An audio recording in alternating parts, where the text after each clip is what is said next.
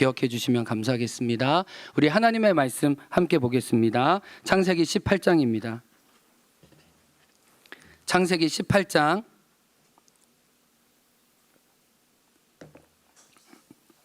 1절에서 8절까지입니다.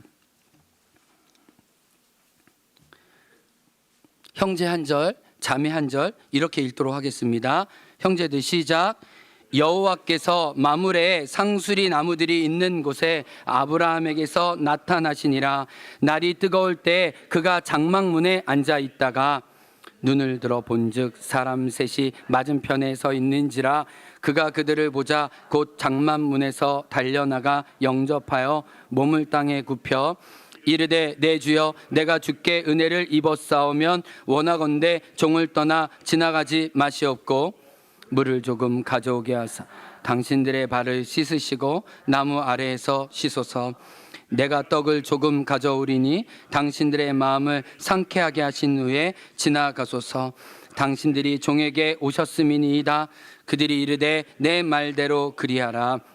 아브라함이 급히 장막으로 가서 사라에게 이르되 속히 고운 가루 세 스아를 가져다가 반죽하여 떡을 만들라 하고 아브라함이 또 가축대 있는 곳으로 달려가서 기름지고 좋은 송아지를 잡아 하인에게 주니 그가 급히 같이 읽습니다. 아브라함이 엉긴 젖과 우유 하인이 요리한 송아지를 가져다 그들 앞에 차려놓고 나무 아래 모셔 섬에 그들이 먹으니라. 아멘. 기도하겠습니다. 하나님, 집밥의 치유라는 말씀 함께 나눕니다. 하나님 나라의 온전한 치유가 이 말씀을 통해 우리 삶의 자리에 임하게 하여 주옵소서. 예수님 이름으로 기도합니다. 아멘. 제가 제주도 온 지 5년이 됐는데 정말 제주도를 더 알고 싶고 제주 사람이 되고 싶어서 제주에 대한 책이 나오면 꼭 빼놓지 않고 읽습니다. 이번에 읽었던 제주 책은 정말 특별했던 책인데 제주의 요리에 대한 책이었습니다. 책 한번 표지 보여주실래요? 여기 우리 옛섬교회 성도님들 잘 모를 텐데 우리 제주도에서는 바다를 바당이라고 합니다. 저도 처음에는 바당이 뭐지 했는데 이 바당은 바다인데요. 푸른 바다, 그 다음에 여기에 보면 무슨 혹시 보이시나요? 우영팥이라고 하는데 우영은 이 제주도의 작은 텃밭을 말합니다. 그래서 이 저자 김민희 씨가 어렸을 때 집안의 텃밭에서 제주의 해산물을 가지고 제주의 먹거리로 자란 이야기를 적은 책이 이 책이에요. 제가 푸른 바다과 초록의 우영팥이란 책을 통해서 제가 감동받은 부분이 있어서 또 오늘 설교와 연결되어서 여러분과 나누고 싶었습니다. 이분이 제주 서귀포시 화순 출신인데 계속 제주도에서 자랐어요. 제주도 대학을 졸업하고 이제 JIBC 사회부 기자로 취직하게 됩니다. 사회부 기자로 일하는 게 너무 즐겁고 행복했는데 우리 제주분들 다 그런 마음 있잖아요. 조금 더 큰 물에서 놀고 싶다. 그래서 기자 생활을 한 2년 정도 하고 난 다음에 나는 육지 가서 기자 생활을 해야겠다라는 마음을 가지고 이제 서울에 있는 이 기자 시험을 보려고 공채를 여러 번 준비를 했습니다. 그렇게 고시생으로 2년간 살았는데 결국 다 시험에서 낙방하게 돼요. 소나기에 꼴딱 젖은 그런 어떤 불쌍한 고양이의 모습처럼 집에 오고 말았습니다. 근데 집에 와서 살 의욕도 없고 실패감 속에 화려한 모습으로 떠났지만 너무 누추한 모습으로 와서 자기가 너무 싫었다는 거예요. 그래서 집에 가서 문 잠가 놓고 틀어 박혀서 잠만 자고 있는데 잠을 깰 수밖에 없었는데 너무나 배가 고파서 잠을 깰 수밖에 없었답니다.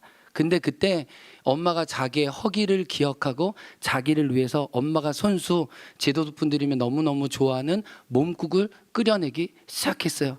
이 돼지고기를 삶아가지고 엄마가 건져가지고 그 살점을 발라내면서 딸이 좋아할 만한 그 옛날 레시피로 딸을 위해 한 집밥을 차려주는 내용입니다.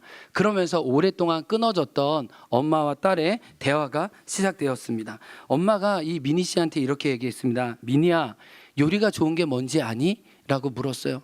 엄마, 나는 요리가 뭐가 좋은지 몰라요 라고 얘기했어요. 엄마가 이렇게 얘기했습니다. 공부나 사람의 일은 예측하기 어려운 것 같아. 열심히 했다고 해서 내가 늘 원하는 결과가 나오는 건 아니잖아. 그런데 엄마가 이 요리를 좋아하는 건 공을 들이면 공을 들인 대로 맛이 있거든. 그래서 나는 요리가 좋아. 그러면서 몸국을 어떻게 맛있게 끓이는지 딸에게 자기 요리의 비법을 전해주는 겁니다. 이런 식이에요. 메밀가루를 적게 넣으면 국물이 묽고 많이 넣으면 너무 되직해지니까 양을 잘 가늠해 넣어야 돼. 그리고 국물이 좀 이렇게 상쾌한 맛이 날 수 있도록 모자반은 언제 넣으면 더 적당하고 좋을 거야. 이런 엄마만의 비법을 다 전달해 줍니다. 근데 이 미니 씨는 엄마가 해준 뜨거운 몸국을 바닥까지 다 마시고 난 다음에 뭔가 자기에게 중요한 변화가 일어났다는 걸 알게 되었어요. 국물을 다 비우고 몸국을 딱 그릇에 상에 내어놓고 난 다음에 미니 씨가 자기도 모르게 이런 얘기를 했답니다. 그 말이 뭘까요? 아, 살 것 같다. 한번 따라해 볼까요? 아, 살 것 같다. 근데 죄송하지만 저는 몸국을 별로 안 좋아해서 아직 제주 현지화가 잘 안 돼서 몸국이 이렇게 치유를 주는지 모르지만 이 엄마가 해준 이 몸국의 미니 씨는 이제야 드디어 내가 집밥을 먹었고 이제야 내가 살 것 같다라는 그 외침을 이해하게 한 거예요. 지금은요 기자 생활을 하지 않지만 더 좋아해요. 엄마가 할머니가 나눠준 그 집밥 레시피로 집밥 전도사로 책을 내고 사람들을 가르치고 있어요. 제가 이 책을 읽으면서 이 설교를 준비하면서 너무 이 주제와 맞다 해서 나누고 싶었어요. 오늘 창세기 18장 1절에서 8절의 주제가 집밥이에요. 아브라함이 집밥을 인간의 몸을 입고 오신 하나님께 대접하는 내용이에요. 아브라함의 집밥을 통해 하나님의 회복을 얻으셨던 것처럼 우리가 이 집밥의 치유를 어떻게 경험하고 어떻게 이웃들에게 나눌 것인지가 오늘의 주제입니다. 아멘. 우리 그 기대감을 가지고 말씀 속으로 함께 나아가 볼까요? 아브라함은 집밥을 어떻게 준비했을까요? 성경책 있는 분들은 한번 봐주세요. 오늘 성경은 특별히 아브라함의 민첩함에 주목하고 있습니다. 아브라함이 굉장히 빠르게 반응합니다. 정해진 시간에 채갈 것을 주기 위해 애쓰고 있어요. 2절에 보면 나그네들을 보자마자 곧 달려갑니다. 올 게 왔구나라는 마음으로 굉장히 열린 마음으로 그분들을 맞이하고 있어요. 6절에 보면 아브라함은 급히 장막으로 가서 손님이 왔으니 우리 집밥 준비할 우리 하자라고 모든 가족들을 일깨우고 있습니다. 6절에 사라에게 빵을 속히 만들라고 강조하고 있어요. 그리고 아브라함은 가축대를 잡기 위해 가축대 99세나 되는 어른이 그렇게 하지 않아도 되고 하인을 시켜도 되는데 본인이 가서 직접 가축을 달려가 잡습니다. 굉장히 속도감이 있다는 걸 알게 돼요. 7절에는 하인에게 그냥 요리하지 말라고 하고 급히 뜨겁게 잘 맛있게 요리하라고 하는 것을 알 수 있습니다. 속도만 느껴지는 게 아니라 오늘 본문에 보면 강점에 따라 역할을 배분해요. 아내는 사라였죠. 빵을 만드는 걸 좋아하고 잘했던 것 같아요. 그래서 반죽을 빚어서 빵을 만들라고 사라에게는 시킵니다. 아브라함은 어렸을 때부터 아무래도 이 유목을 많이 해서 그런지 가축 잡는 건 아브라함이 했다고 얘기합니다. 그리고 요리는 누가 하게 하냐면 이 스테이크 굽는 것은 하인에게 시킵니다. 우리 행원교회 오신 분들은 이 행원교회 이 뒷마당에서 오는 이 바베큐 파티를 경험해 보셔야 되는데 바베큐를 저희 교회는 아무나 구울 수 있는 게 아니에요. 이게 장로님급으로 오랜 시간 한 30년 정도 구운 분들이 불도 피고 이래요. 저희는 이제 깨작깨작 불 피는데 장로님들 일단 불 피우는 스케일은 다릅니다. 근데 전수자가 나와가지고 우리 이 송겸석 형제 이 키가 거의 골리앗 같은 형제가 이제 몇몇 형제들 전수해가지고 장로님의 대를 이어서 이 바베큐를 굽는데 저랑 통화하면 바베큐 얘기만 한 5분 해요. 이번에는 얼마나 고기를 진심으로 구우려고 정성을 다했는지. 그러니까 오늘 아브라함의 마음이 뭐냐면 자기가 고기를 잡는데 이 고기 요리를 잘해는 하인을 데리고 와서 불도 잘하고 고기도 정말 맛있게 구우라고 이 하인에게 역할을 배치해 주는 걸 알 수 있어요. 그리고 빵이 구워지고 고기 요리가 되는 동안 아브라함은 자기가 잘할 수 있는 오랜 노하우를 경험한 젓과 우유를 짜서 손님들을 대접합니다. 그러니까 이 모든 타이밍을 종합적으로 마치기 위해 역할을 분담하고 굉장히 힘쓰고 주도 면밀한 걸 알고 있어요. 근데 주도 면밀할 뿐만 아니라 오늘 본문에는 아브라함의 후하고 넉넉한 마음이 본문에 드러나요. 성경은 이것을 굉장히 고마워하는 마음으로 기록하고 있습니다. 4절에 보면 아브라함은 나그네를 보자마자 마실 물을 주고 그들이 샌들을 신고 오랜 여정을 했다고 생각해서 그들이 쉬어갈 수 있도록 발 씻을 물도 주고 있어요. 예우를 잘 하고 있는 거예요. 그들의 자리를 잘 마련해주고 있는 거예요. 이뿐만 아닙니다. 4절 하반절에 보면 상수리 아름드리 나무가 있었는데 그 나무들을 내어주는 거예요. 우리 2주 전에 이스라엘 선교사님 오셨잖아요. 제주도 오자마자 너무 좋았는데 습기 때문에 엄청 놀랐대요. 이스라엘이 그립대요. 이스라엘 날씨는 더워도 그늘에만 있으면 언제든지 에어컨처럼 시원하다고 얘기하더라고요. 지금 같은 상황이잖아요. 고대 근동에서는 에어컨은 없지만 상수리 아름들이 나무 아래 들어가면 시원한 거잖아요. 근데 족장의 부족으로서 그 시원한 에어컨 자리에 있다가 손님이 왔는데 그 손님에게 그 에어컨 가장 좋은 자리를 내어드린 거예요.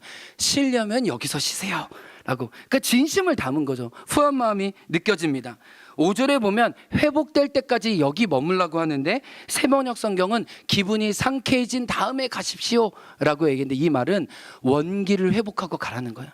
그래서 오늘 머물다가 원기가 회복 안 되면 내일까지 머무시고 언제든지 머물러도 되니 이 집에서 당신의 새로운 힘을 얻어 또 다른 걸음을 걸어가십시오라고 make room, 공간을 만들어주면서 그들이 안전하게 있을 수 있도록 도와준다는 것을 알게 돼요.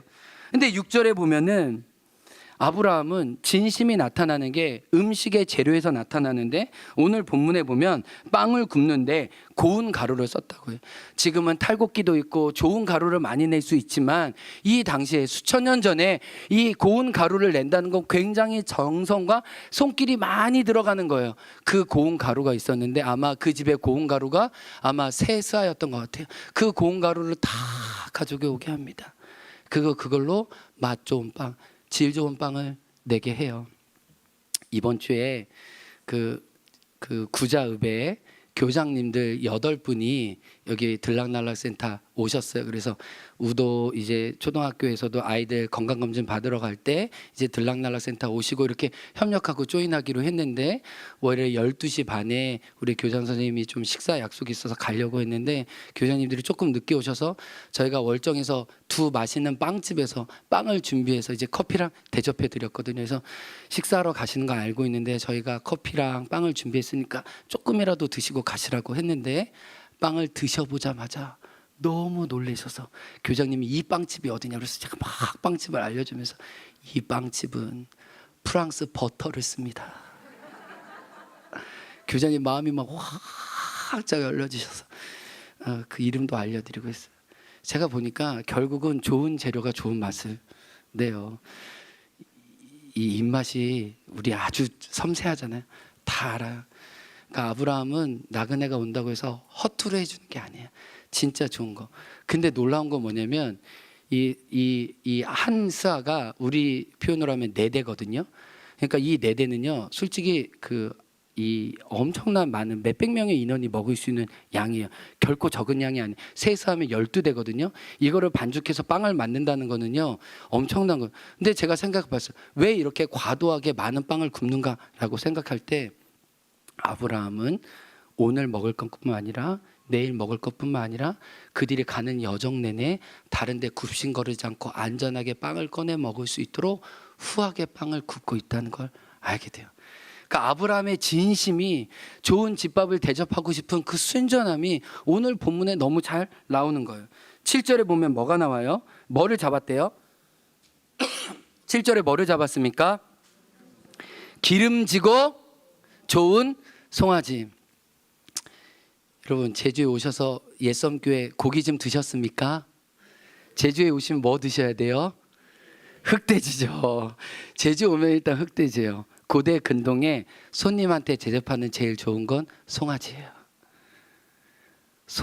송아지인데 송아지가 으뜸이죠. 그 다음에 염소, 그 다음에 양, 이순이거든요.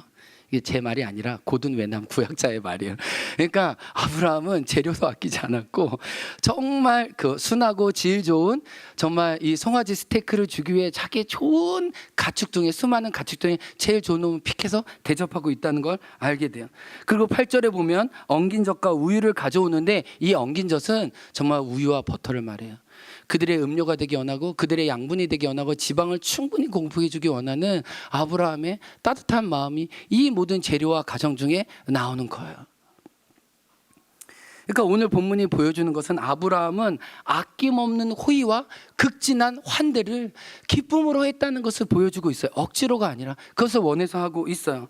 근데 제가 오늘 본문을 묵상하면서 질문이 되더라고요. 하나님이 아브라함에게 다가오셔서 아브라함에게 해주신 것만큼 성경은 왜 유독 나그네에게 집밥을 대접하는 아브라함의 모습을 주목하는 걸까? 아브라함의 평생 일대기 속에서 나그네를 자기 집에 맞은 게 얼마나 중요한 사건이기 때문에 성경은 그 이야기를 주목해서 강조하고 있는가? 제 안에 의문이 들더라고요. 근데 제 안에 조금 나오는 대답은 하나님이 아브라함을 통해 당신의 성품을 보셨기 때문에 나와 닮은 아브라함을 격려해주고 우리도 아브라함과 같은 삶을 살 수 있도록 그 삶으로 초대하기 위해 이렇게 아브라함의 손수 주도 면밀하고 진정성 다한 집밥의 모습을 우리도 알고 이 집밥을 누리고 이 집밥을 살도록 초대하기 위해서 이 성경을 기록해 주셨구나라는 마음이 든 거예요. 아멘. 그래서 우리가 하나님을 뜨겁게 만나고 예배하는 것만큼 중요한 게 우리 작은 식탁과 우리 작은 만남에 이루어지는 식탁 교제도 하나님이 보실 때는 중요한 것이라는 것. 그 안에 이미 하나님의 나라가 들어가 있다는 것을 오늘 본문은 이야기하고 있어요. 그러면 어떻게 우리가 이 말씀을 우리 삶에서 살아드릴 건지 두 가지로 생각해 보기 원해요. 첫 번째는 따라해 보겠습니다. 집밥의 치유를 경험하자. 저와 여러분 한 분 한 분이 먼저 이 집밥의 환대를 받아야 돼요. 우리는 경험하지 않는 것을 나눌 수 없습니다. 내가 누리지 않는 것을 누리라고 말할 수 없어요. 오늘 5절에 보면 인간의 몸을 입고 오신 하나님이 인간의 몸으로 오셨을 때 처음으로 아브라함 통해 환대를 받고 오늘 5절 말씀처럼 원기가 회복되어 그 다음 일정에 가는 것을 알 수 있어요.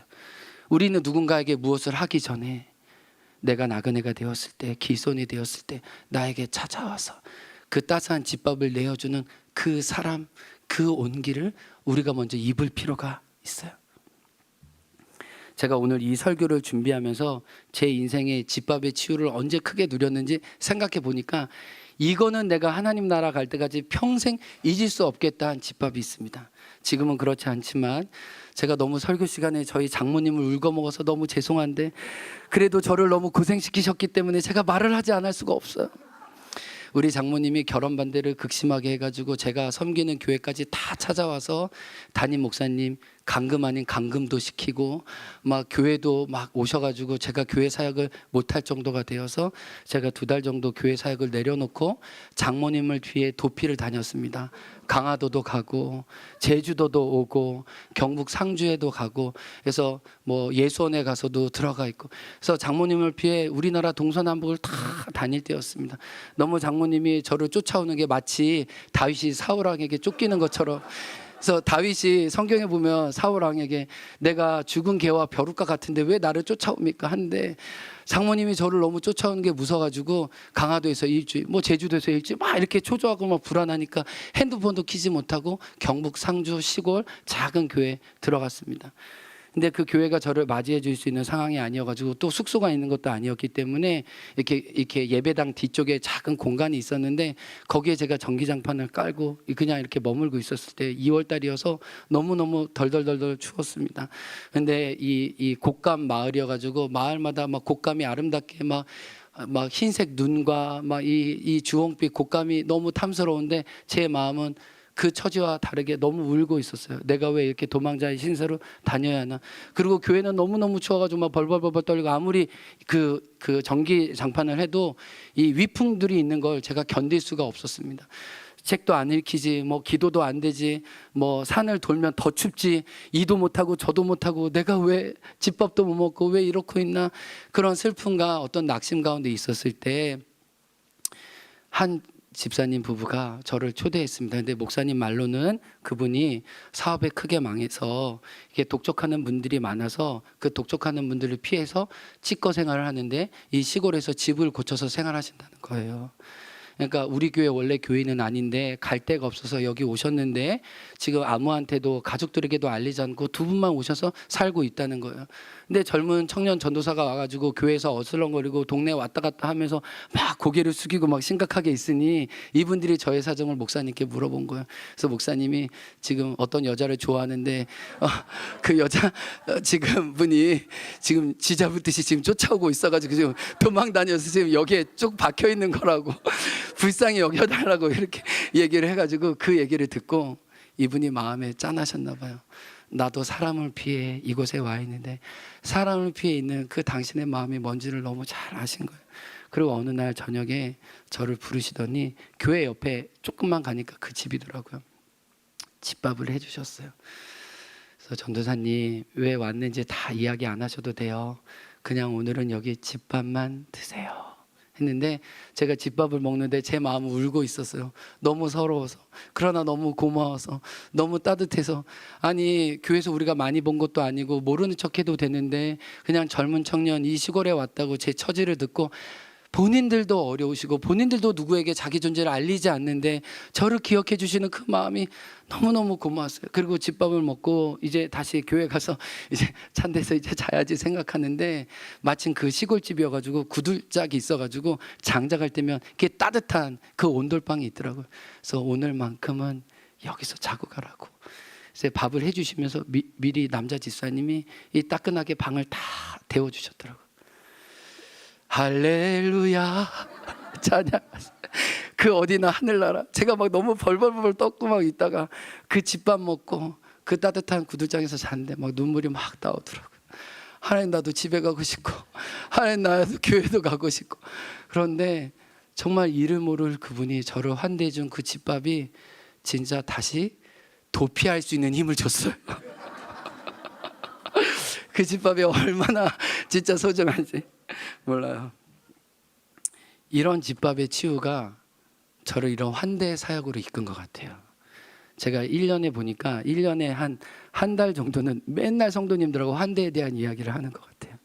그런 걸 보면 그 환대의 시작은 경북 상주의 작은 시골집에서 저에게 집밥을 내어주셨던 그분으로부터 시작한 게 아닌가. 그분의 은혜에 깃대어 있다는 걸 알게 돼요. 그런데 집밥이라고 해서 꼭 집 안에서만 이루어지는 것은 아닌 것 같아요. 진심을 가지고 진정성을 가지고 그를 살리려고 만나는 그곳이 바로 집밥이라는 걸 경험하게 돼요.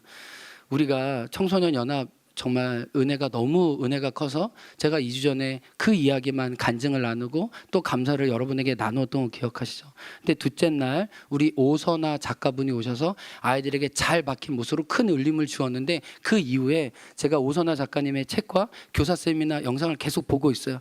근데 이분이 도전이 된 것은 뭐냐면 정말 새벽마다 청소년을 날 것과 같은 생짜 아이들을 만나면서 그 상처를 부둥켜 안으면서 그대로 회복하고 치유하고 있는 게 저에게 큰 도전이 되었어요. 아, 요즘에도 이런 교사가 있다니 정말 귀하다. 어떤 정말 말씀을 온몸으로 살아내는 그 영적 권위가 말씀을 전할 때도 느껴졌거든요.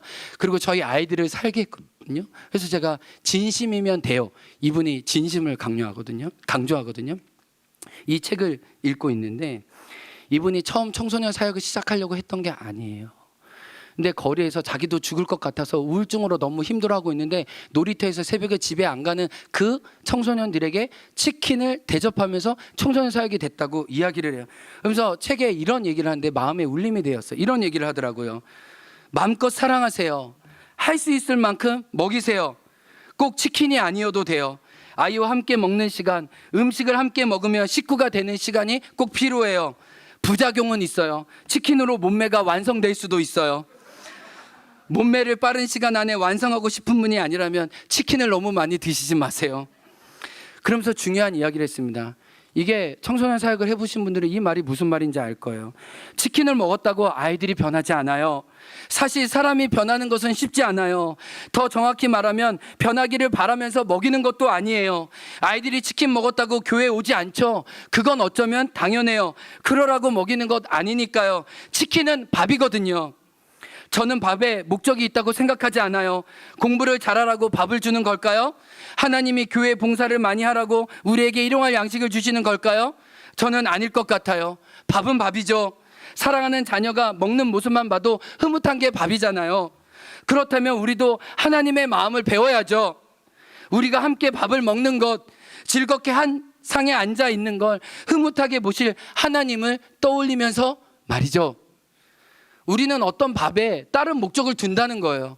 근데 청소년들을 만나고 우리가 어떤 영혼을 만날 때 그냥 밥은 밥이라는 거예요. 밥을 먹여서 교회에 오는 것도 아니고 밥을 먹어서 십자가의 사랑을 아는 건 아닐 수 있어요. 근데 이분이 얘기해요. 한 식구가 되는 게 중요하다고요.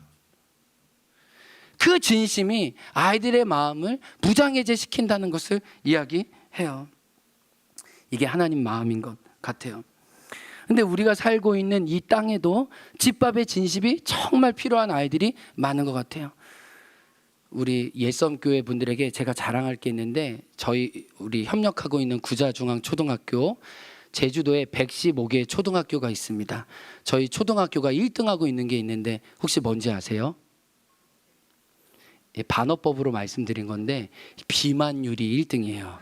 저희가 비만율. 그래서 115개 학교 중에 저희가 비만율이 1등인데 교감님을 학교에서 이제 학교일 때문에 만나고 그러면 목사님, 부위원장님 저희 좀 고민이 있어. 그럼 저는 무조건 정서적인 문제나 다문화 가정이 많으니까 그런 문제라고 했는데 그게 아니고 시급한 건 아이들 운동을 시키고 체질을 개선하는 게 중요한데 115개 초등학교 다 수치를 계산했는데 저희가 비만율이 제일 높은 거예요. 그래서 우리 구자초등학교 막 아침마다 막 이거 뛰고 막 선생님과 같이 놀고 막 음악 틀고 이래요. 근데 제가 가만히 보면 뭐를 느끼냐면 우리 아이들이 집밥의 경험이 없어요. 집밥의 진심을 누리지 못했어요. 이 10살 아이가 1살 어린아이를 보면서 엄마들은 많은 일, 아빠들은 너무 바쁘면서 아이들이 인스턴트로 쉽게 밥을 떼요. 그래서 정말 얼굴과 얼굴을 마주해서 하루의 일과를 나누면서 서로를 격려하는 집밥의 문화는 죄송하지만 이 마을에 없다는 걸 제가 많이 느껴요. 그래서 우리가 이 아이들에게 교회에 왔을 때라도 이 집밥의 진심을 보여주고 싶은 거예요.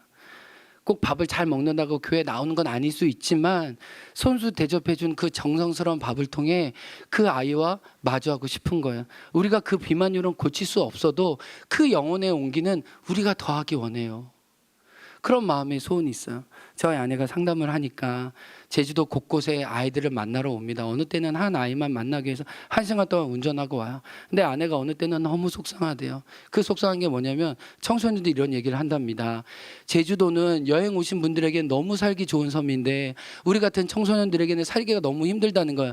눈을 아무리 동서남북을 봐도 아이들이 쉴 곳, 놀 곳, 안전하게 가서 먹을 곳이 없다는 거예요. 좀 된다 하는 가게들은 너무 다 관광객들 맞이하는 곳이기 때문에 아이들이 적은 비용으로 쉽게 먹을 수 있는 곳이 아무것도 없다는 거예요.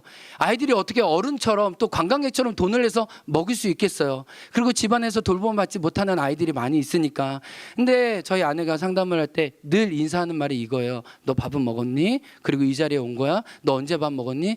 근데 학교도 안 가고 집에 오랫동안 있는 아이들이 밥을 안 먹고 그냥 상담하러 저희 아내를 만나는 거예요. 그럼 저희 아내는 그날은 상담을 접습니다. 그리고 집밥은 못 사주지만 백반집에 가서 같이 찌개와 여러 반찬 같이 먹으면서 조금만 더 힘내줘. 다음에도 밥 못 먹으면 선생님하고 밥 먹자 하고 헤어지는 거예요. 저희 아내가 얘기하더라고요. 제주도는 상담이 필요한 게 아니라 복지가 필요한 아이들이 더 많이 있다고. 여러분 이게 이제 집밥의 진심이에요. 우리가 그들에게 집밥을 정말 정성스럽게 내어주지 않고 만약에 십자가의 사랑을 얘기하고 예수님의 다음 없이 너희들을 아낌없이 품어주고 계시다고 하면 그 청소년들은 뭐를 느낄까요? 진심이 느껴지지 않으면요 십자가의 진심도 닿지 않는 거예요. 저는 그래서 소망하고 기도해요. 우리 교회가 할 수 있으면 이 다음 세대를 품는 베들레헴이 되기 원해요. 베들레헴이 빵집이잖아요. 예수님이 빵집에서 태어나셨잖아요. 예수님이 자기를 먹으러 가고 자기가 정말 제자들에게도 손수 자기 빵을 떼어주셨잖아요. 우리가 그런 베들레헴에 사역하기 원해요. 집밥의 진심을. 근데요 이 집밥의 진심을 먹은 아이들이 집밥의 진심을 나눌 수 있어요. 제가 그걸 우리 교회 청년들을 통해서 느껴요. 우리 청년들이 집밥을 많이 먹고 이곳에서 자랐잖아요. 근데 자기 동생들에 대한 집밥의 부담감이 있어요. 집밥에 사람이 있어요. 아, 이게 집밥의 환대를 경험한 사람은 이 집밥의 환대를 나눌 수 있구나. 따라해 보겠습니다. 집밥의 치유를 누리자. 이 집밥의 사역이 이 행원과 이 제주 땅에 진심으로 필요합니다. 우리가 이 사랑을 누리다 보면 하나님은 이 집밥의 치유를 나누고 유통하게 하세요. 따라하고 있습니다. 집밥의 치유를 유통하자. 먼저 교회적인 이야기를 여러분과 나누고 싶어요. 저는 정말 예수님의 베들레헴에서 태어나신 것처럼 우리가 집밥의 환대의 사역을 정말 잘하는 하나님의 이쁨 받는 교회가 되기 원해요. 지난 6월달 30명의 선교사님이 우리 행원교회 들락날락센터에 방문해 주셨어요. 한 달간 선교사님의 리트릿 하면서 다시 재충전하고 선교지로 돌아가기 전에 우리 한 가정이 정말 선교사님 식사 대접하기 위해서 자기 재정을 깨트렸고, 그 재정을 깨트린 거에 대해서 우리 여전도회 분들이 각각 자기가 맡은 은사대로 섬겨주셨어요. 고기를 잘 삶는 분은 고기 삶는 걸로, 성게 미역국을 잘 삶는 성게 미역국으로, 우리 무침을 잘 하시는 무침으로, 또 방울토마토도 농장에서 가장 나온 좋은 걸로 여러 가지 요리를 대접하면서 선교사님을 섬겨드렸어요. 한번 사진 나오나요? 근데 선교사님하고 이렇게 같이 식사하고 이야기 나누는데 이 자리에 오기까지 30시간 비행기 타고 왔다는 거예요. 근데 선교사님이 무슨 얘기를 하냐면, 해외에 나가면 제가 10년 살고 20년 살고 30년 살는데 잘 적응이 된 것 같은데 가장 제일 적응이 안 되는 게 자기의 입맛이래요. 선교사님 얘기를 하더라고. 다 언어도 잘하고 이제 문화도 다 이해했는데 어렸을 적 엄마의 손맛과 입맛은 자기에게 늘 남아 있어서 그 음식을 먹으면 너무 행복하고 마음이 채워진 것 같다는 거예요. 그러면서 여기서 나온 수육도, 여기서 나온 성게 미역국도 그 엄마의 진심이 느껴지니까 너무 마음이 따뜻해지고 좋아진다며 제 앞에서 계속 미역국을 리필해서 먹는데 제가 너무 행복했어요. 야, 우리는 비록 선교지로 나가지 못해도 선교사님이 엄청 많이 오시니까 선교사님으로 집밥 사역만 해도 우리는 하나님의 선교에 동참할 수 있겠다. 우리의 진심으로 아브라함처럼 은사에 따라 수육은 수육대로, 성게 미역국은 성게 미역국대로, 전복죽은 전복대로 가장 좋은 곳으로 선교사님을 세워드린다면 이분이 이 힘으로, 이 환대로 선교지에서 살아갈 수 있겠지, 이 생각이 든 거예요. 근데 그중에 암으로 고생하고 있는 선교사님이 있다고 말씀드렸잖아요. 선교사님은 얼마 살지 몰라요. 근데 잘 드시고 난 다음에 들락날락센터 이렇게 차 마시는데 성도님과 함께 서빙하면서 그 성도님들이 자기 그 선교사님이 자기 몸 아픈 거 있는 것처럼 행복하게 깔깔깔하면서 어린아이처럼 노시는 모습을 보면서 제가 하늘을 봤어요. 그냥 마음으로 하나님도 같이 웃고 계시겠다. 나그네로 찾아온 이 선교사를 대접해준 여러분의 손길에, 이 베들레헴의 사역에 하나님이 너무 기뻐하시지 않을까, 그런 마음이 느껴져서 너무너무 감사했어요. 그런데 이런 공동체적인 섬김은 교회적인 것도 있지만 저는 할 수 있다면 우리 가정에서, 개인의 삶터에서 이 일이 이루어지기를 원해요. 제가 이제 목회자이기 때문에 목회자분들이 이곳에 많이 오십니다. 근데 제가 제일 마음 안타깝고 힘든 것은 목회하시다가 목회 은퇴하시고, 그러니까 이렇게 은퇴할 정년이 돼서 은퇴하신 게 아니라 여러 가지 상하고 깨어진 일 때문에 은퇴를 원하지 않게 이렇게 그만두시고 오시는 목회자분들은 너무너무 힘들고 아파요. 가슴이 다 탔어요. 마치 혓바닥이 모래에 긁힌 것처럼 그분이 자기가 뭐를 느끼고 있는지 이 감정이 소화가 안 돼서 정말 죽을 것만 같아요. 근데 저희 부부가 늘 그런 마음이 있었기 때문에 이 작은 한 목회자 부부를 살리고 그분을 진심으로 세우는 것에 하나님이 저희를 부르셨다고 생각해요. 왜냐하면 제가 제주에 정착하게 된 이유도 그 환대를 통해 한 가정이 살아나는 것을 보았기 때문에 제가 그 일에 헌신하고자 또 이곳에 있는 거거든요. 근데 한 목사님 부부가 왔는데 진짜 다 망가졌어요. 너무나 힘들어 하셨습니다. 마음이 너덜너덜 해주셨어요. 근데 이런 분들에게 기도를 하거나 뭐 이렇게 예배를 하고자 하면 일단은 너무 지쳤기 때문에, 그리고 그분들은 예배 사역을 공개적으로 많이 하신 분이기 때문에 어떤 예배를 인도하거나 기도를 인도하고 그런 시간들이 이분에겐 또 정서적으로 지침이 될 수 있어요. 근데 이분들이 정서와 영혼을 회복하기 전에 먼저 이분들이 목회 사역 가운데 몸을 돌보지 않으셨기 때문에 몸을 돌봐드리고 몸을 세워드리는 일이 필요해요. 그게 제일 중요한 게 뭔가 봤더니 집밥이에요. 그분만을 위해서, 그 목회자 가정을 위해서 진심으로 대접하는 그 한 끼 식사가 그 영혼을 살려줘요. 제가 이걸 배운 게 뭐냐면은, 우리 세월호 사건이 있었을 때 어머니들이 너무 큰 상실감과 아픔 가운데 식사를 다 안 했거든요. 근데 이분들을 어떻게 치유할까 하다가 각 엄마 아빠 이름으로 된 상의 진심의 식탁을 한 분씩 드렸을 때 이분들이 먹으면서 살아났어요. 그러니까 몸이 살아나야 몸도 살아나고 살아갈 힘을 얻잖아요. 목회자도 마찬가지예요. 모든 게 다 깨어지고 망가졌을 때는 아무것도 하기 싫어. 근데 아무것도 하기 싫을 때 뭐부터 시작해야 돼요? 당신을 위한 하나의 식탁이 있다는 거예요. 그러니까 이렇게 3년 전에 한 목회자 가정에 오셔서 행원교회에서 한 달간 예배하고 또 저희랑 교제하고 또 여러분의 멀찍이 있지만 그래도 진심을 다해서 그분이 일어나기 원하는 응원의 마음을 받고 1년 후에 저희에게 편지를 써오셨어요. 이거를 이 목사님의 허락을 받고 나누려고 해요. 저는 이런 편지를 여러분도 여러분 삶 안에 받기 원해요. 이런 환대가 여러분의 가정을 통해 또 누군가 살아나기 원해요. 그런 마음으로 읽어드리는 거예요.